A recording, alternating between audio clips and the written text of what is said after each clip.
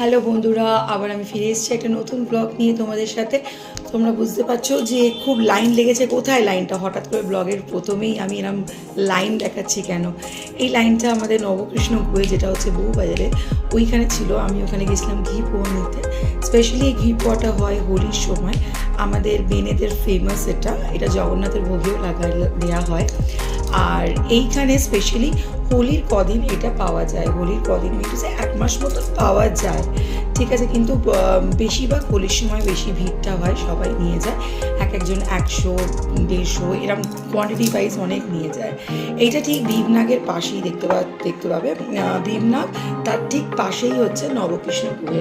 আমরা এখানে দাঁড়িয়ে আগের দিনও নিয়ে গেছি, তারপরের দিন আজকে আমি এসেছি আমার বরের সাথে। এসে আমি নিতে এসেছি ঘি পোয়া। দেখো, তোমরা দেখতে পাচ্ছ কি সুন্দর ভাজা হচ্ছে।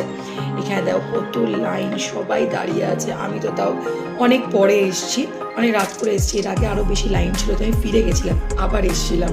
লাইনটা যাতে যদি একটু ছোটো হয় তার জন্য, কিন্তু এসে দেখি আবার লাইন, তো সেজন্য দাঁড়িয়ে নিতে হলো।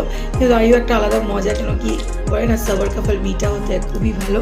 জিনিসটা খেতে সত্যিই সুন্দর। দেখতে পাচ্ছ কি সুন্দর এখান থেকে তৈরি করে এনে এখানে মানে ভাজা হচ্ছে।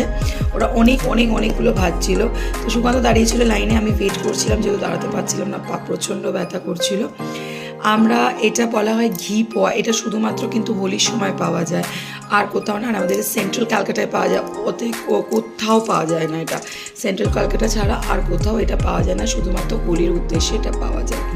তো তোমরাও এখানে ভিজিট করো, খেও। খুবই ভালো খেতে, খুবই টেস্টি খেতে। আমার বর দাঁড়িয়ে আছে নেওয়ার জন্য, আর আমি এখানে দাঁড়িয়ে বক করে যাচ্ছি। আশা করি তোমাদের ব্লগটা ভালো লেগেছে। যদি ভালো লেগে থাকে নিশ্চয়ই সাবস্ক্রাইব করো, আর অবশ্যই একবার না একবার এসে এখান থেকে খেয়ে যেও, খুবই ভালো লাগবে। Till then, tata, bye bye, see you in the next blog.